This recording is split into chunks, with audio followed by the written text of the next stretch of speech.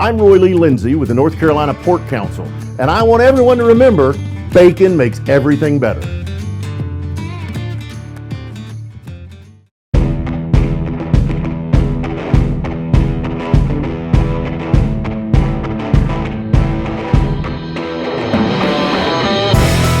Hey folks, welcome back to the David Glenn Show, now seen and heard exclusively here on the new North Carolina Sports Network. Our special guest today, Mike Jacobs, is the fourth-year head coach of the winningest college football team and one of the most consistently successful college football programs here in the great state of North Carolina. Mike played college football in the late 1990s and early 2000s for one of the heavyweights of the sport, Ohio State University, where his father, Mike, was the offensive coordinator and offensive line coach for part of his time in Columbus. Originally a walk-on for the Buckeyes, Mike eventually earned a scholarship by becoming the team's starting long snapper and backup center. He played for 4 seasons under Coach John Cooper, during which Ohio State went to back-to-back Sugar Bowls, including in the 1998 season when the Buckeyes finished 11-1 and ranked number 2 nationally. As a fifth-year senior in 2001, Jacobs played for first-year Ohio State coach Jim Tressel, then immediately jumped into the coaching ranks himself. Coach Jacobs' first coaching opportunity at the college level, it was as a graduate assistant, came in 2002 at Eastern Michigan, meaning in the Mid-American Conference and at the FBS level, which is an amazing accomplishment for someone who was fresh out of college and only 22 years old at the time. Unfortunately, the entire Eastern Michigan staff was fired 2 years later. Mike then coached as an assistant for 1 year at a Division III program before getting an opportunity in the Big Ten, where he worked from 2005 through 2007 under Coach Joe Tiller at Purdue. Since then, Jacobs has coached exclusively at the Division II level, where programs can offer a maximum of 36 total scholarships, compared to 85 at the FBS level, 63 at the FCS level. In Division II, almost all athletic scholarships are partial scholarships, meaning the 36 total scholarships are handed out sometimes as 72 half scholarships, for example, or in some other combination that ultimately adds up to the 36.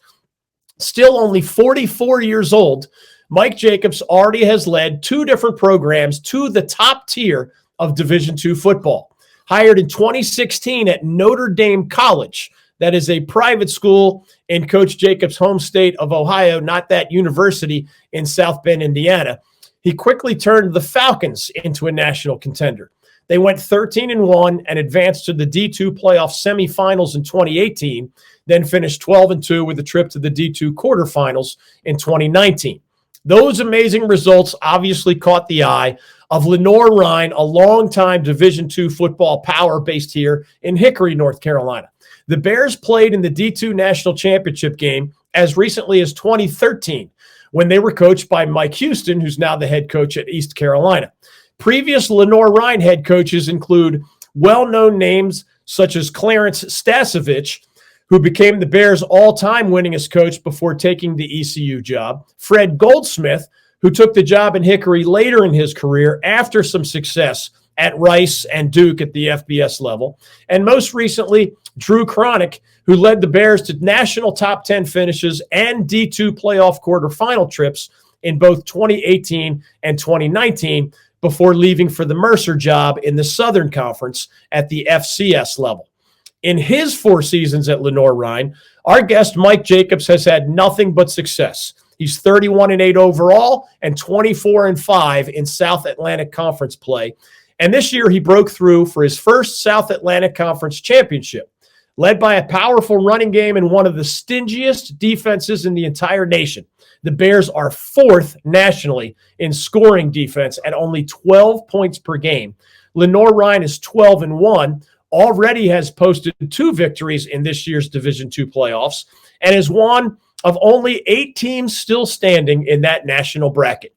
Okay, as we welcome Coach Mike Jacobs to the David Glenn Show, one quick reminder from our friends at Sport Clips, now with more than 70 locations all across North Carolina. Even I have figured out how easy it is now to get in line while online at Sport Clips. Here's what I mean. You go to sportclips.com/check-in. Enter your city or zip code and select your preferred store. As you check in, you'll get an approximate time for your haircut. I recommend the MVP. So you can head to the store at the smartest possible time. Sometimes they want you right away. And remember, all Sport Clips welcome walk-ins, and they don't even take appointments. But online check-in saves you time by allowing you to secure your spot in the lineup even before you arrive at the store. This is not an app, so no need to download anything to your phone. It's that easy, that efficient, that awesome. The next time you're headed to Sport Clips, go to sportclips.com/check-in. And remember, at Sport Clips, it's good to be a guy, especially with online check-in. Mike Jacobs of Lenoir-Rhyne, next on The David Glenn Show.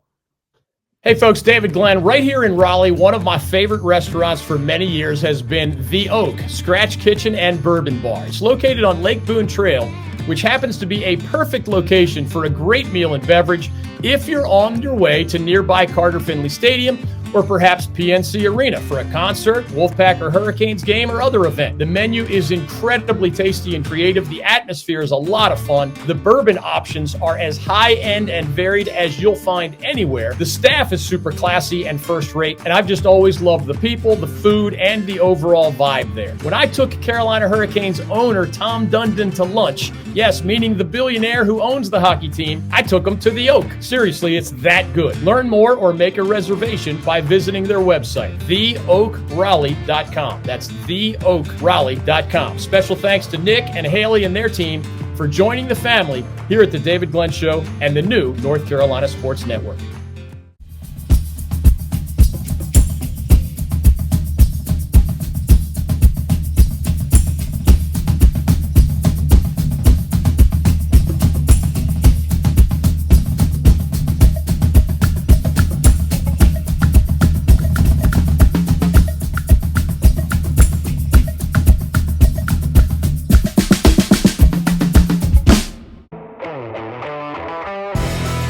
Okay, without further ado, we welcome our featured guest of the week. Mike Jacobs was born and raised in Ohio as part of a college football family, and after initially walking on at Ohio State, he became a scholarship player, starting long snapper and all-purpose offensive lineman for the Buckeyes, who played in 2 Sugar Bowls while he was there and finished number 2 nationally under Coach John Cooper back in 1998. Now, after 14 seasons as a graduate assistant or full-time assistant coach, including at the FBS level, Coach Jacobs has led 2 different Division II programs to national prominence. First, it was Notre Dame College. That is the college in Ohio, not the university in Indiana. And over these last 4 years, it's happened right here in our backyard at Lenoir-Rhyne University in Hickory. Although he has had 4 straight winning seasons as the head coach of the Bears, this has been his most special campaign. As they head to Valdosta, Georgia this week to take on 4-time national champion Valdosta State in the D2 playoff quarterfinals, the Bears of Lenoir-Rhyne are 12-1. Last week, they posted their first true road victory in an NCAA playoff game in program history, knocking off number 4 and previously undefeated Benedict College 35-25 on their home field in Columbia, South Carolina. No matter what happens the rest of the way, Coach Jacobs and Lenoir-Rhyne will end up as the winningest college football team in North Carolina this season.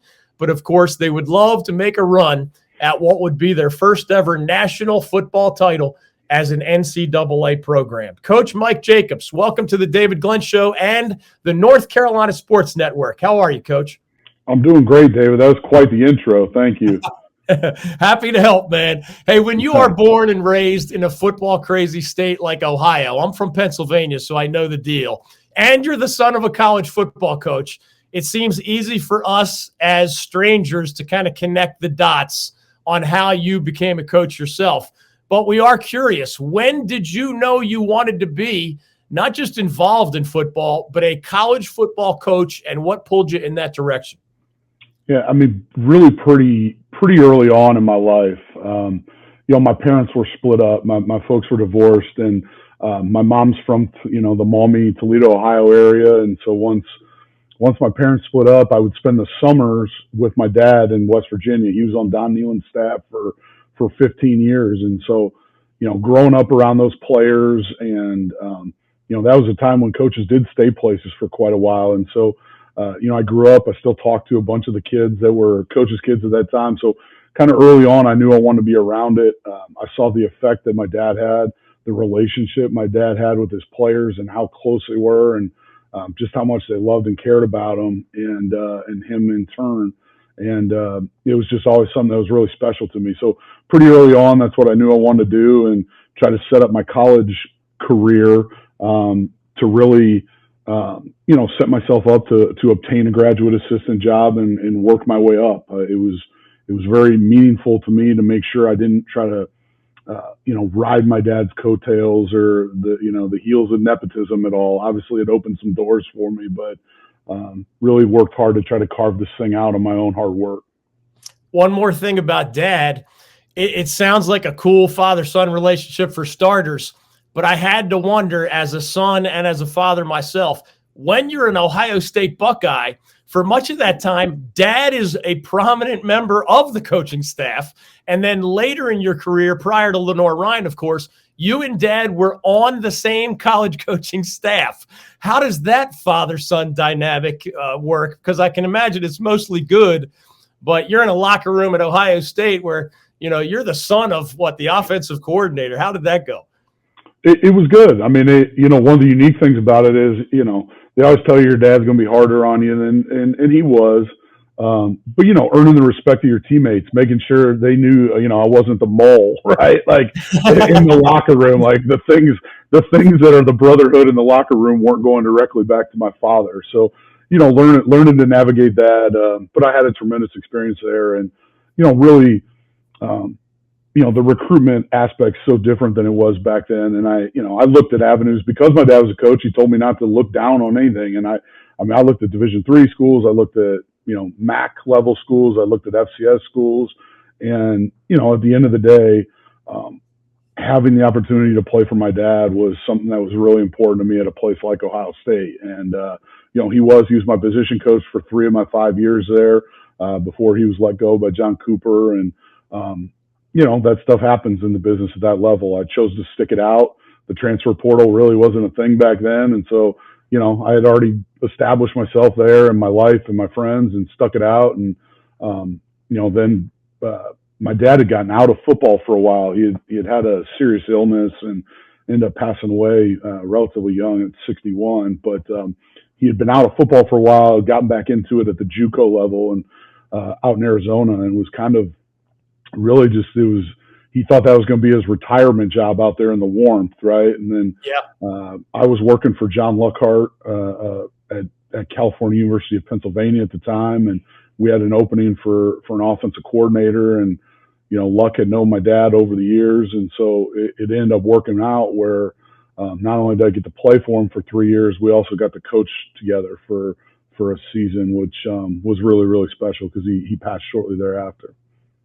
Coach, I admire your journey as a player, knowing personally a number of walk-ons who ultimately earned scholarships. You'll probably laugh at this because in today's day and age, with viral videos and social media, there are a lot of schools that would follow you around, secretly know that was the day the coach was going to tell you, hey, man, due to your hard work and your long snapping expertise and your dedication, and then announce in front of the whole team that you get to go from walk-on status to scholarship status, and then they would turn it into the viral video. I imagine in the year 2000, it was not quite that way. So what do you recall about what must have been, in a smaller way, just a very special moment and a reward for your hard work? Yeah, Coach Cooper brought me into his office and let me know they were going to put me on scholarship, and certainly no fanfare, or that wasn't really Coop's style. But I'm forever grateful. I went there. There's a unique situation when you're son of a coach, obviously, and they work at a college thing. I was able to go in and I could do it as a walk-on and make it work. And then I spent a lot of time backing up with Charles Bentley, who was the best center in the country. The guy won the Remington Award, but carved a niche because I could long snap. That's how I got my bus ticket. And, I had a great experience. I think I ended up playing like 37 or 38 games over the course of 5 years. And I wouldn't change the experience or that brotherhood for anything. Coach Mike Jacobs of Lenoir-Rhyne is joining us. His Bears are 12-1. They are having one of the best seasons in school history as they continue this week in the Division II playoffs. I wonder, Coach, congratulations on last week. You guys get what was the first true road win in Lenoir-Rhyne's history, which is amazing given the Bears' success. That little detail kind of surprised me. But I wonder, before we dive into more details about your Bears, given the nature of Ohio State, Michigan, and that incredible, truly, we have Duke-Carolina basketball here in our backyard. Some people call it one of the greatest rivalries in all of sports. We all know the game also is on that short list somewhere. As you are a 12-1 football coach, is there like a little assistant who's assigned to whisper in your ear how that game is going between the Buckeyes and the Wolverines? Yeah, so it's kind of funny. I not during the game, obviously, right. I'm pretty removed from all of that. But one of my former teammates, Percy King, who was a safety at Ohio State, his son plays for us here at LR. And so shortly after our win, Percy Jr. had let me know that the Buckeyes had taken it on the chin, unfortunately. But no, it was one of the first few scores I checked after our win at Benedict last weekend. Back to your decision to get into coaching. Obviously, you mentioned being a grad assistant, being a position coach and assistant coach. At some point, do you start taking mental notes or maybe even literal, binder style notes? Hey, if I run my own program someday, maybe even when you're in your early 20s, I don't know. This is what I would copy from this particular mentor, and this is how I would put a little bit of a different Mike Jacobs spin on it. Yeah, I have a spiral bound notebook, and really not so much of, more of notes of just like, hey, I thought this was done really well, or, we did it this way and we could maybe adjust it. Part of my responsibilities at Cal PA was, not only was I the defensive line coach, but I was the director of football operations. And, I pride myself on being highly organized and structured, to a fault, my wife would tell you. But, I think that, those things and just, listen, I was blessed to be around people, and I don't realize, I realize now, but I don't think I did at the time, just how much I was absorbing, right? My dad was on the staff for 15 years with Don Neal, and the guy's in the Hall of Fame.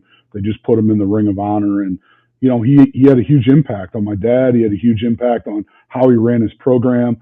I play for John Cooper and Jim Tressel, two guys that are both Hall of Famers. And then, I have an opportunity to work for Joe Tiller, who was so far ahead of the time and how he did stuff. And, the unique thing about Joe is everybody associates him with out West, right? He had a number of years of success at Wyoming and is an assistant at Washington State, but he's from Toledo, Ohio.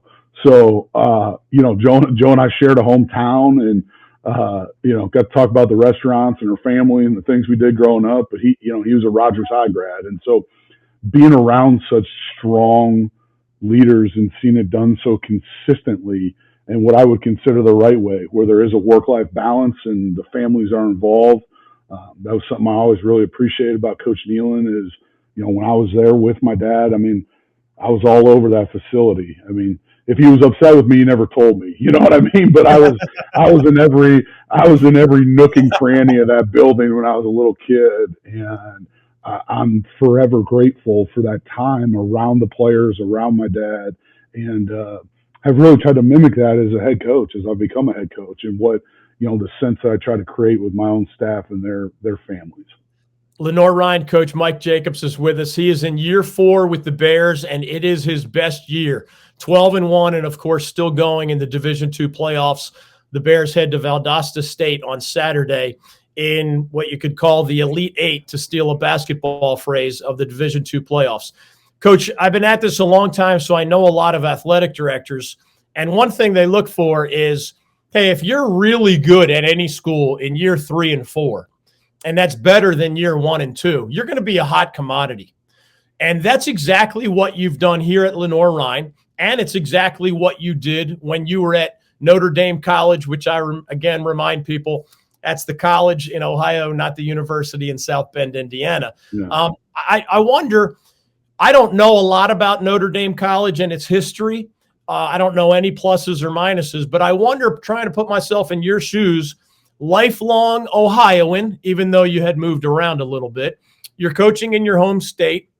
You're incredibly successful. You're a hot commodity after 4 years there, including a trip to the semifinals of the Division II playoffs. Did Lenoir-Rhyne reach out to you? Were you curious about the Lenoir-Rhyne job? How did we end up getting you here in Hickory, as you have spent 4 years building this great program?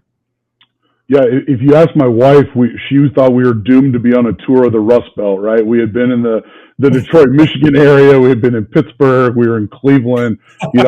She's looking at like, oh, heck, we're going to Buffalo or something next. But, the Lenoir-Rhyne job came open when Coach Cronick took the Mercer job. And, I've been lucky to be able to be very picky with jobs and opportunities. That usually isn't the case. You usually have to take what comes. Lenoir-Rhyne came open. There was mutual interest.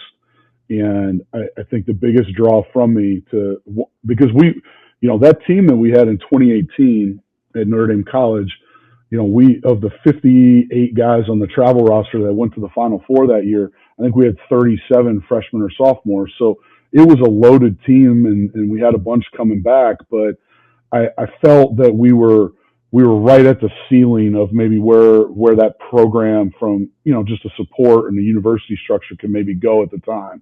And that, coupled with the rich tradition and history of Lenoir-Rhyne, the fact that the alignment from our president, Dr. Fred Witt, to our vice president of athletics, Kim Pate, to our alumni, to the city of Hickory, it kind of felt like a mini Morgantown, West Virginia, to me, in the sense that everybody's all in and it's the only show in town. And you couple that with their vision and their plans for what's become it was already one of the special places to play at Moretz Stadium, but we underwent about a $23 million renovation a year ago. They've put about $3.5 million into a new weight room, and it doesn't just take money; it takes support at all levels, and that was here.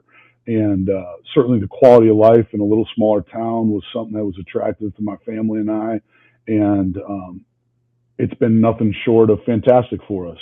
Started a little wonky, starting off a new job, and 3 months in, dealing with COVID for what seemed like forever. So some things were, maybe not in the same order of operation that I maybe would have done if it was a traditional takeover. But all in all, those were the things that attracted us to it.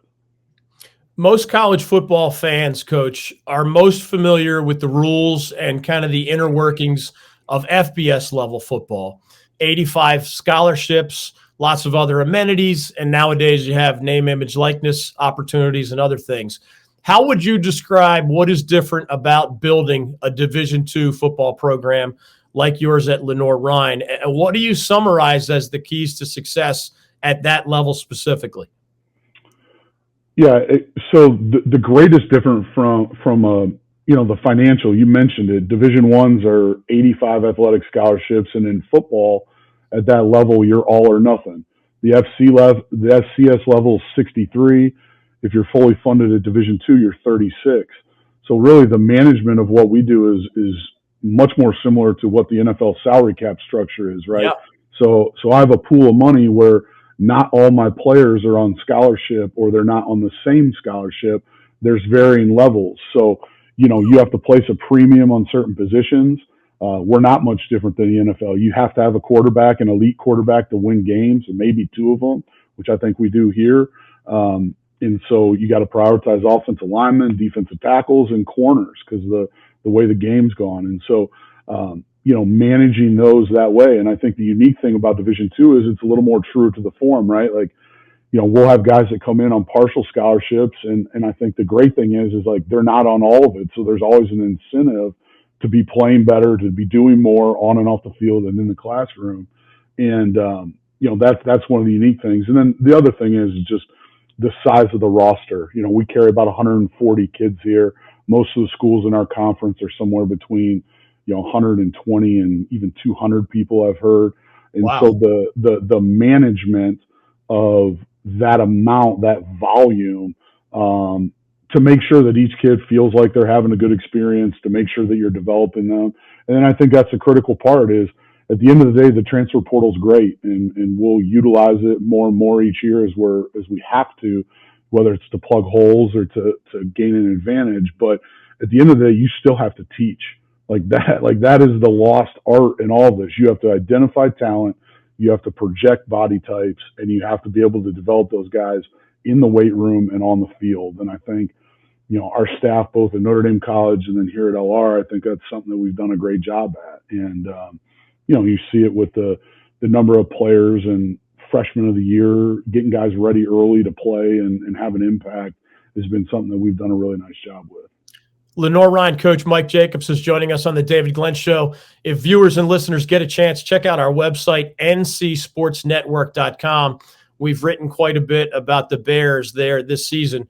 And coaches, I've gotten to know your team a little bit better. I notice, of course, you have a lot of really good players from our state, meaning North Carolina. But your star running back, Dwayne McGee, is from Florida. Your star offensive tackle, you just mentioned a priority position. Shane Wells is from Georgia. Great linebacker, John Ross May, also from Georgia. You mentioned defensive tackle, Andre Jefferson, stud of an all-conference player. He's from Illinois. Your star return man, Diari Rogers, sorry if I mispronounced that, is from South Carolina. How do you describe your recruiting footprint at Lenoir-Rhyne? And then the recruiting philosophy, right? Like if you were at Ohio State and you liked the guy, you'd offer a scholarship and that's the end of it. At Lenoir-Rhyne, like how do you determine who is likely to end up choosing a Division II school? It just seems a lot more complicated to build. Yeah, and it is. I mean, it's like a jigsaw puzzle. So, the recruiting philosophy is pretty simple. We try to draw a target that starts right here in Hickory and radiates out about 6 hours. So, with our central location, that includes the entire state of South Carolina, the entire state of Georgia, the northern part of Florida, just about, right, the Jacksonville area. It radiates up into Virginia and Tennessee, which we probably need to get into a little bit more. And then it pushes as far, into West Virginia and the southern part of Ohio. So there's a ton of great football in a reasonably geographic footprint for us. And then there's always outliers. And, you utilize your contacts with kids and coaches, high school coaches from previous stops. And that's how you get on to a guy that's maybe a little bit further. And then obviously with technology, right? Like, when I was coming out, I'm in the head coach's office dubbing super VHS tapes where these guys just copy and paste a link to their huddle page and send it to me. So you can reach a little further. We try to do a great job getting out to a number of camps, not just our camp, but other camps and evaluating guys in person, and developing that. And then, I can't be afraid to offer anybody is really, how do you pick guys that are going to pick D2? I don't. I pick kids that are probably Division I football players that for whatever reason, whether they're an inch or two short from somebody's ridiculous parameters at the next level, but they're fantastic football players, or they're maybe too thin, right? Andre Jefferson was a 6'2", 240, 45, 48-pound kid coming out of, Illinois. But when you look at his frame and his structure, you could easily tell that he was going to gain it. And, that kid's 304 pounds now, and he's at all 32 NFL teams through. And so that's the nuance at this level, is being able to project kids and do your best to keep them once they're here. Speaking of the next level, I know Lenoir-Rhyne has sent players to the NFL, which does happen at the Division II level. You guys just seem to have more examples of that. I'd imagine when a guy signs at Ohio State or in Michigan, 90% of them are thinking in the back of their mind, I'd like to play in the NBA, in the NFL, excuse me. Is it a different mentality? I mean, I'm sure some of your guys want to make the NFL at some point, but is it more about the college experience and the value of football and the togetherness and the spirit of the college environment?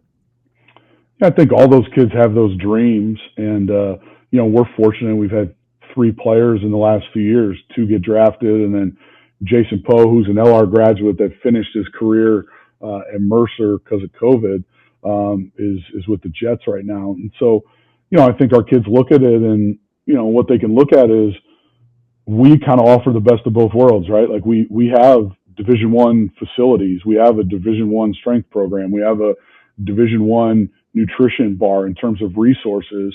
And then, but what you get conversely is you get a little bit of that community feeling where we're a campus of about 1,400 students, and your professors are going to know your name and they're going to know who you are, and they're going to be invested in your lives as well as the community. And I think that's some of the that's what makes Hickory and LR unique. I don't know the answer to this question, but I wanted to tell you that because it's not a sarcastic question. I'm hoping you can help me understand this. Best I could tell, Lenoir-Rhyne was rated higher in the coaches poll, the other poll at the Division II level, rated higher than Valdosta State all season long. But the reason you have a road trip this week instead of a home game is because Valdosta State was, the 3 seed, and you guys were the 4 seed in your bracket. Mm-hmm. How did that even happen? I was looking at the polls all year long, and I couldn't understand why you were the lower seed. Yeah, so the AFCA is kind of that's the measuring point in terms of the national poll from week to week. But in the Division II, there's a regionalization. So all 161 teams are broken up into 4 super regions. We're part of Super Region 2, which is where Valdosta's at. And then what they call the regional selection, or the regional committee that votes for the 7 teams that are going to make the playoffs in each of those regions. And they're mandated by the NCAA to look at a number of measurables, some of which are a big piece of its strength of schedule, opponent strength of schedule, wins on the road, wins versus teams over or 500 or better. And when they look at all those, that goes into where they rank you regionally in those super regions for placement in the NCAA playoffs. So, I haven't dove into a bunch of those numbers. I knew we were in, and I knew we were probably going to have a first round game, so I wasn't too disappointed. But my guess is something in those measurables, for whatever reason, had Valdosta just a tick above us. So we're on the road headed to Georgia this weekend. Given that roughly 500-mile road trip, remind us, how do D2 football teams tend to travel? It's not private jets, I know that. No, it's by bus. You ever seen the movie Major League, right? Like, yeah. picture the bus. So now the NCAA has mileage limits. I think it's 600 miles on the threshold on whether you can take a flight in the playoffs. So we're looking at about a 500-mile trip. They do give us the ability to break it up into 2 days. So we'll leave sometime Thursday. We'll practice, and then jump on the road, leave out Thursday, split the trip up a little bit, get south of Atlanta, and then head the rest of the way down to Valdosta. But we'll try to feed our kids well. In my mind, the playoffs should feel special, right? I try to make them feel like a bowl game, right? Like it's different. It's not a regular game. It should be special, whether the meals are a little bit better, or we stop and do something unique, or we practice at a cool place. Like I want it to be memorable for them because they've worked so hard to get here. We're going to get you out of here with a little bit of a lightning round that allows us to get to know you a little bit better. Tell us your favorite trip outside the United States. Well, I've been twice. I grew up in Toledo, which is on the Canadian border. So I've been to Windsor to gamble when I turned 19. And then when I was much younger, we went to St. Martin, and that was a pretty cool trip. That's the only 2 times I've been out of the country. What is your favorite or several favorite musicians, bands, or musical performers? I like everything. I'll tell you the best concert I've been to. All right. One of my dad's former players was the personal bodyguard for Prince's wife for a while. And Prince came to Columbus, Ohio when I was a freshman in college, and I sat in the second row and watched him play like 13 instruments in a 3-hour show. So Prince, hands down, is the single best concert I've ever been to. We brag in North Carolina, Coach, about being one of the only states in the whole country that has beach houses and lake houses and mountain houses. A lot of states have one or two of those. Not many have all three. What would your family pick in order of preference? Beach house, lake house, mountain house? It's like Caddyshack, pond or a pool, right? So we're lake people all day. We actually live here on Lake Hickory, and so, one of our absolute favorite things to do to get out of the craziness of our lives is to get out there on the water and spend the day with our kids, dragging them around on the tube, and that it's really our solace. So we're lake people all day, and then probably beach, and then mountain. You don't have to do all of these, but do you have a favorite actor or actress or author or artist? Any of those? Oh, that's hard. Not necessarily actor or anything. I don't get to watch too many movies anymore. I got young kids, so if it's not the Super Mario Brothers movie or Bluey, like there's not much allowed on my television. I'm relegated to watching football on my phone quite a bit. Artist wise, I don't know. I'll shout out my teammate again, Percy King, and you need to go check out he does 3-dimensional woodworking where he hand carves it. So if it's hanging on the wall, it looks like a regular picture, but when you get up on it, there's several different layers. He actually was just on The View, and he is a tremendously talented human being. So I'll give him the shout out. That is really cool. And finally, Coach, our number one sponsor here at the David Glenn Show and the North Carolina Sports Network is the North Carolina Pork Council. I don't know if you needed an adjustment. When I grew up in Pennsylvania, I thought barbecue, the word barbecue meant like a party in your backyard. Down here, barbecue obviously is a tasty food product.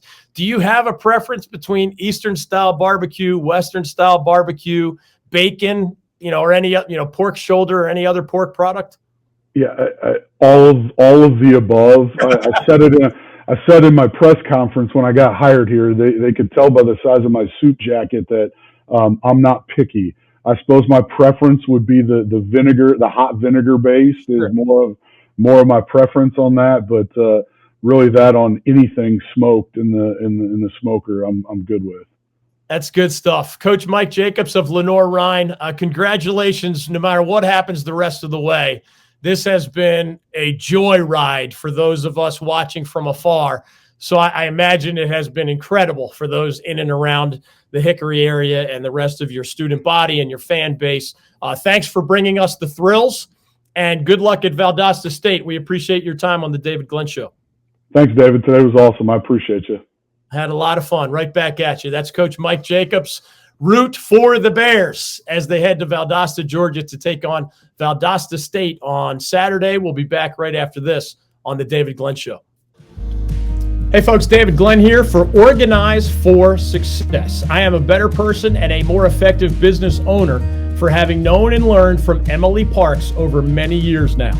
Emily's company, Organize for Success, helps multi-passionate business owners and executives bring harmony to all the layers of their lives, from work to side projects, from friends and family to hobbies, community, and beyond. With Emily's help, you too can make every minute matter. She helps you determine what earns your time and how to efficiently accomplish what matters. One of the many things I love about Emily is that she doesn't impose her will on her clients. She listens to them. That way she can better help them cultivate the lives they want to live. You can set up a complimentary call with Emily today by visiting organizeforsuccess.com. That's organize, F-O-R, success.com.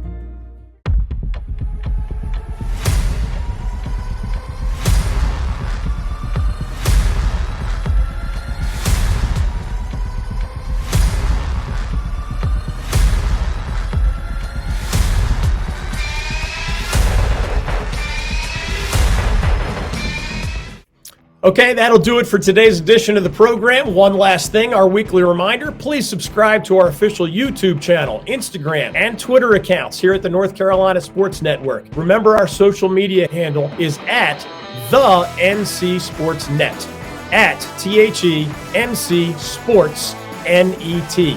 When you subscribe to our YouTube channel specifically, remember it is free, and it's as easy as clicking the subscribe button next to this video box where you're seeing me right now. You're automatically eligible for very cool prizes, including free tickets to upcoming college and pro sporting events, free concert tickets. One winner asked my wife, the lovely and talented Maria, to join them at a concert in the Wilmington area, free rounds of golf, again with or without me, and free dinners at some of North Carolina's best restaurants, again with or without me, but also including King Neptune in Wrightsville Beach, there next to Wilmington, and also The Oak on Lake Boone Trail in Raleigh, another of my favorites here across North Carolina. We recently gave away one grand prize. The winner had about 10 options and selected 4 lower-level tickets to a Carolina Panthers home game earlier this year. Can't explain that choice, but it was certainly a valuable one financially, if not as an observer.